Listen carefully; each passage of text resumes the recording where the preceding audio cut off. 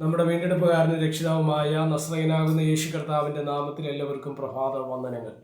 ഈ ഒരു പ്രഭാതം കൂടെ കാണുവാനും കർത്താവിനെ സ്തുതിപ്പാനുമായിട്ടുള്ള അവസരങ്ങൾ, സാഹചര്യങ്ങൾ ദൈവം നമുക്ക് ഒരുക്കിയതിനായിട്ട് നന്ദി നിറഞ്ഞ ഹൃദയത്തോടെ ദൈവത്തെ സ്തുതിക്കുകയും വാഴ്ത്തുകയും ചെയ്യുന്ന ഈ സന്ദേശം നിങ്ങൾക്ക് എല്ലാവർക്കും ഒരു അനുഗ്രഹമായി മാറട്ടെ എന്ന് ഞാൻ കർത്താവിൽ ആശിക്കുകയും പ്രാർത്ഥിക്കുകയും ചെയ്യുന്നു.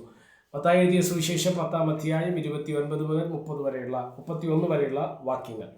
കാശിന് 2 കുഴികൾ വിൽക്കുന്നില്ലയോ? അവയിൽ ഒന്നുപോലും നിങ്ങളുടെ പിതാവ് സമ്മതിക്കാതെ നിലത്ത് വീഴുകയില്ല. എന്നാൽ നിങ്ങളുടെ തലയിലെ രോമവും എല്ലാം എണ്ണപ്പെട്ടിരിക്കുന്നു. ആകയാൽ ഭയപ്പെടേണ്ട, ഏറിയ കുരുകിലുകളെക്കാളും നിങ്ങൾ വിശേഷതയുള്ളവർ അല്ലയോ?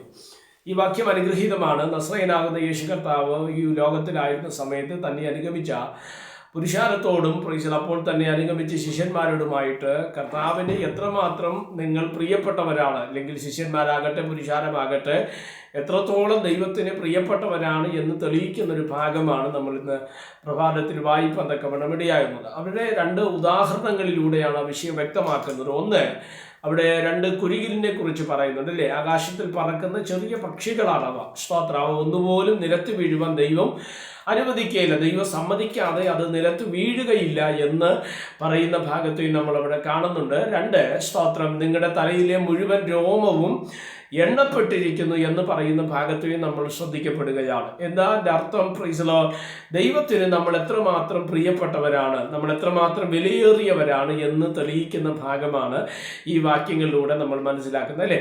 എന്നെ ശ്രദ്ധിക്കുന്ന ദൈവമക്കളെ, പ്രിയപ്പെട്ട സഹോദരങ്ങളെ, കുഞ്ഞുങ്ങളെ, യൗവനക്കാരെ, മാതാവേ, പിതാവേ, സഹോദരങ്ങളെ, നിങ്ങളോട് എല്ലാവരോടുമായി ഈ തിരുവചനത്തെ ആധാരമാക്കി ഒരു ചിന്ത നിങ്ങളോട് ഞാൻ പങ്കുവയ്ക്കുകയാണ്. നമ്മൾ പലപ്പോഴും നമുക്ക് അപ്രിയമായി തീരുന്ന പല വിഷയങ്ങളുമുണ്ട്, അല്ലേ? സ്തോത്രം. ഒരുപക്ഷെ നമ്മൾ സ്നേഹിച്ചവരോ നമ്മളെ സ്നേഹിച്ചവരോ നമ്മളെ വിട്ട് മാറുവാൻ തക്കവണ്ണം ഇടവരും. പ്രൈസലോ, നിങ്ങൾ ഒരു കാര്യം ശ്രദ്ധിക്കണം, ഈ ലോകത്തിലെ എല്ലാ റിലേഷൻഷിപ്സും, എല്ലാ ബന്ധങ്ങളും ഒരു കാലാവധിക്കകത്ത് മാത്രം നിൽക്കുന്നതാണ്. ഒരു ലിമിറ്റേഷൻ കാലയളവുകൾക്കപ്പുറം ആരും നമ്മോടൊപ്പം ഉണ്ടാകത്തില്ല എന്ന് നമ്മൾ നിശ്ചയമായിട്ട് മനസ്സിലാക്കേണ്ടത് ആവശ്യമാണ്. എല്ലാ ബന്ധങ്ങളും തീരുന്ന ഒരിടമാണ് ശവക്കല്ലറി എന്ന് പറയുന്നത്, അല്ലേ? അവിടം വരെ മാത്രമേ എത്ര വലിയ ബന്ധങ്ങൾ നിൽക്കുകയുള്ളൂ എന്നുള്ളത് നമ്മൾ തിരിച്ചറിഞ്ഞേ മതിയാകത്തുള്ളൂ. അങ്ങനെയെങ്കിൽ സ്തോത്രം, നമ്മൾ പലപ്പോഴും അപ്രിയമാകുന്ന പല ഇടങ്ങളുണ്ട്. ഒരുപക്ഷെ നമ്മുടെ ആയുഷ്കാലം മുഴുവനും നമ്മളെ ചേർത്ത് പിടിക്കുമെന്നോ, അവരുടെ ജീവനേക്കാളോ, അല്ലെങ്കിൽ നമ്മുടെ ജീവനേക്കാൾ അവരെ സ്നേഹിക്കുകയോ, അല്ലെങ്കിൽ അവർ നമ്മളെ സ്നേഹിക്കൂ എന്ന് ചിന്തിക്കുന്നവർ ഒരുപക്ഷെ നമ്മളെ വിട്ട് മാറും എന്ന് നമ്മൾ എന്ത് ചെയ്യണം?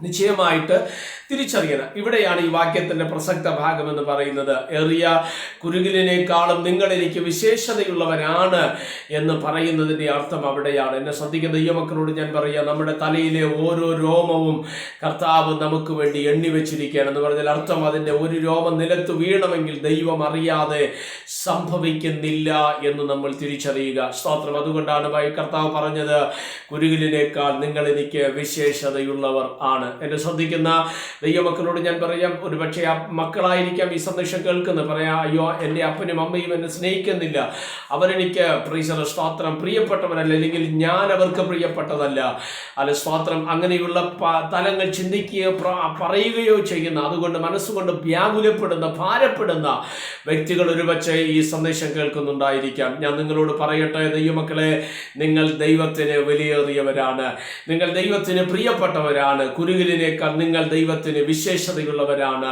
അതുകൊണ്ട് എന്നെ ശ്രദ്ധിക്കുന്ന ദൈവമക്കൾ, ഭാരപ്പെട്ടു പോകേണ്ട, തളർന്നു പോകേണ്ട, ജീവിതത്തിൻ്റെ അന്ത്യവും അതിനപ്പുറവും നമ്മുടെ കരം പിടിക്കുന്ന ഒരു കർത്താവ് നമുക്ക് വേണ്ടി ഉള്ളത് കൊണ്ട് ആ ദൈവത്തെ നമുക്ക് ആരാധിക്കാം, ആ ദൈവത്തെ നമുക്ക് സ്തോത്രം ചെയ്യാം, സ്തുതിക്കാം, ആ ദൈവത്തിനായി നമ്മുടെ ജീവിതത്തെ സമർപ്പിക്കാം, പ്രാർത്ഥിക്കാം. പരിശുദ്ധനായ ദൈവമേ, സ്വർഗീയ പിതാവേ, ഈ സന്ദേശത്തിനാണ് സ്തോത്രം ചെയ്യുന്ന, ഈ സന്ദേശം കേൾക്കുന്ന എല്ലാ പ്രിയപ്പെട്ടവരെ തൃക്കരകൾ തരികയാണ്. ഈ സന്ദേശം അനേകർക്ക് അനുഗ്രഹവും ആശ്വാസവുമായി മാറുവാൻ സ്വർഗമിടവരുത്തുകയാണ്. എല്ലാ മഹത്വവും കർത്താവിനെ യേശുക്രിസ്തുവിന്റെ അധികാരമുള്ള നാമത്തിൽ പ്രാർത്ഥനകളെ കേൾക്കണം. സ്വർഗീയ നല്ല പിതാവേ, ആമേൻ. എല്ലാവരെയും ദൈവം അനുഗ്രഹിക്കട്ടെ. God bless you.